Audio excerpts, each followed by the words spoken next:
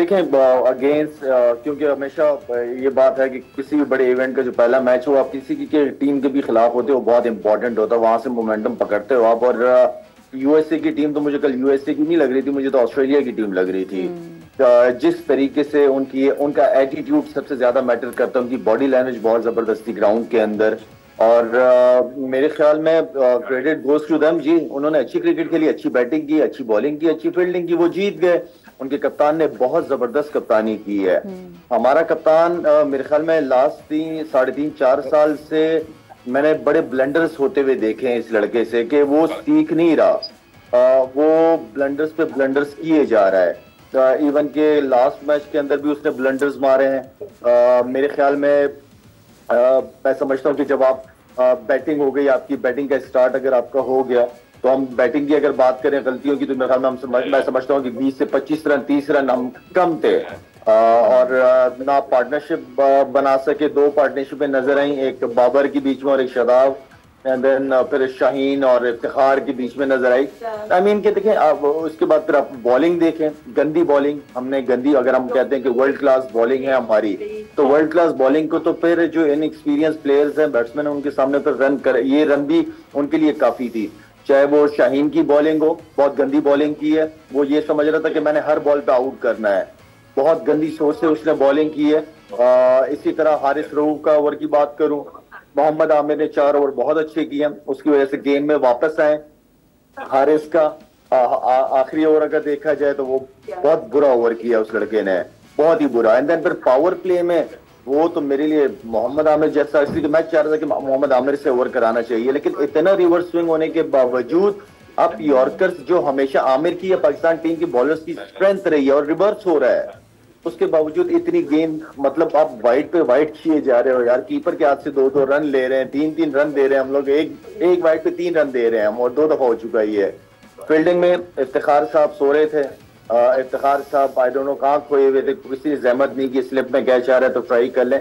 I mean overall हर एक चीज के अंदर हमने ब्लंडर्स मारे हैं, जिसकी वजह से आज हम हार के बैठे हुए हैं।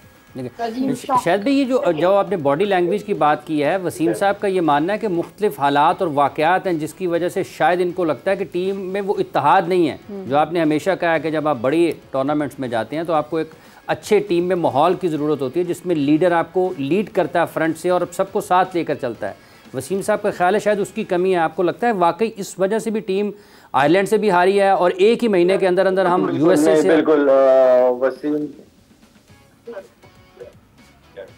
बिल्कुल ठीक कह रहा है, मोहम्मद वसीम बिल्कुल ठीक कह रहे हैं वो। मेरे ख्याल में ये फुकदान नजर आ रहा है और काफी अरसे से मुझे भी नजर आ रहा है, लेकिन मैं इस हवाले से क्योंकि बात नहीं करना चाहता क्योंकि माहौल खराब ना हो। टीम भी इस वक्त टूर पे, लेकिन ये प्रॉब्लम्स हैं पाकिस्तान टीम के अंदर, और लाइकिंग डिसलाइकिंग है।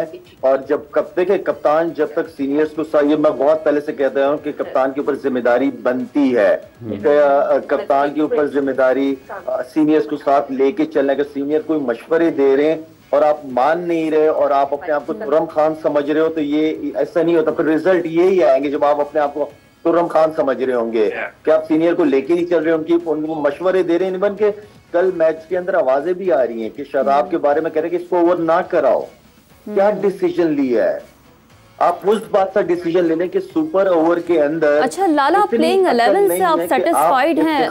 क्योंकि बहुत सारे इस हवाले से ये भी एनालिसिस सामने आ रहा था कि प्लेइंग 11 में जिन्हें शामिल किया गया है, किसी को शॉट की बुनियाद पर शामिल किया गया है, किसी को सिर्फ फेकात मैच जीतने की बुनियाद पर शामिल किया गया है, आप सेटिस्फाई हैं इस प्लेइंग 11 से?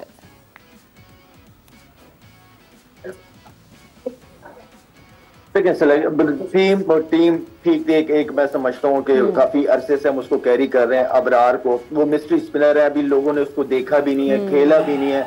मैं समझता हूँ कि उसका चांस एक जो है ना वो वर्ल्ड कप से पहले भी हमें ट्राई करना चाहिए था, लेकिन वर्ल्ड कप में हमें उसकी जरूरत पड़नी चाहिए थी, क्योंकि शादाब जो है वो, शादाब को हम एज अ बॉलर उसकी परफॉर्मेंस देखना चाह रहे हैं यार। हमें उसकी बैटिंग का क्या करना है? हमें जो बैट्समैन है प्रॉपर उनसे बैटिंग चाहिए। शादाब का रोल बॉलिंग है। आई डोंट नो कि किस सोच और ख्यालों में कल वो बॉलिंग कर रहा था वो लड़का, मुझे समझ नहीं आ रहा। ऊपर से कप्तान उसको आखिरी के ओवर दे रहा है, 70वां पता नहीं कौन सा ओवर करवाया था आखिर का, वो ओवर कर रहा है जो कि वो स्पिनर्स के खिलाफ अच्छा खेल रहे हैं वो लोग। आई डोंट नो कि क्या ब्लंडर्स मारे हैं इन लोगों ने कल। तो इसमें इमरान अभी जो बात चल रही है ना हमारी टीम इन्वायरमेंट, एक वक्फा ले लें, एक वक्फे की तरफ हमने जाना है। ले रहे नाज़रीन करम, शाहिद आफरीदी साहब, सोहेल तनवीर साहब, मोहम्मद वसीम साहब हमारे साथ मौजूद हैं और ये हर जगह पर बात हो रही है कि इतनी गलतियाँ, इतनी फाश गलतियाँ पाकिस्तान क्रिकेट टीम कैसे करती है और करते ही चली जाती है। वक्फे के बाद इस पर मजीद बात करते हैं। जोर का जोड़ में आपको एक मरतबा फिर खुश आमदीद कह रहे हैं। बात हम कर रहे हैं पाकिस्तान क्रिकेट के उस सानहे पर जिस पर कल एक सुपर पावर ने पाकिस्तान क्रिकेट, दुनिया क्रिकेट की एक super power, Pakistan super power थी क्रिकेट में, ऐसा तो नहीं है कि नहीं थी, उसको शिकस्त दी है।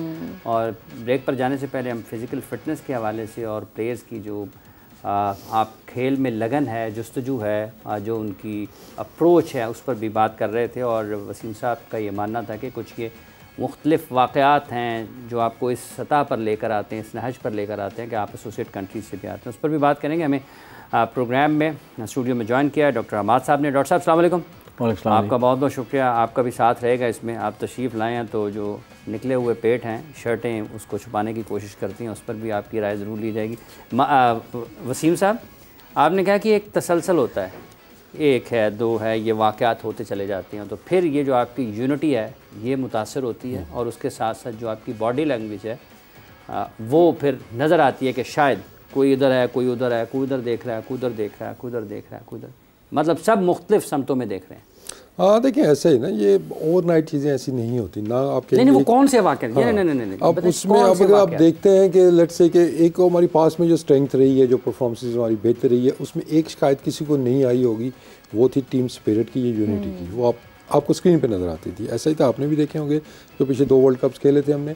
अभी अब देखते हैं, इट स्टार्ट फ्रॉम द आपका सिलेक्शन प्रोसेस, जहाँ से आपका स्टार्ट होता है कि आप उसके अंदर आपकी प्रायोरिटीज़ क्या हैं, आपने पैमाना क्या रखा है। सिर्फ पीएसएल की परफॉर्मेंस के ऊपर आपने लड़के ड्रॉप भी किए, पीएसएल की परफॉर्मेंस के ऊपर आपने लड़के पिक भी किए। उसमें हुआ क्या, आपके जो इंटरनेशनल परफॉर्मर्स थे, जिनकी इंटरनेशनल लेवल पर परफॉर्मेंसेस थी, वो आपकी टीम से ड्रॉप हुए।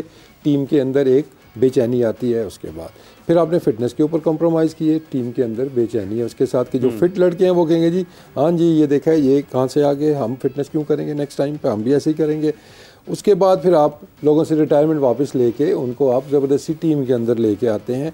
उससे क्या मैसेज जाता है, जो लड़के डोमेस्टिक आपके खेल रहे हैं या आपकी जो मेहनत कर रहे हैं, प्रोसेस का हिस्सा है, ठीक है ना, 2 एस्टैब्लिश क्रिकेटर्स आए हैं, ये मैं सीक्वेंस बता रहा हूँ आपको, ठीक है। आपने वो किया, फिर आप वो 2 प्लेयर लेके आए जो आपके करंट कैप्टन को, ये नहीं कि वो उसको कैप्टन नहीं मानते, अच्छा वो उसको T20 का बैट्समैन ही नहीं मानते कि ये T20 टीम में नहीं होना चाहिए।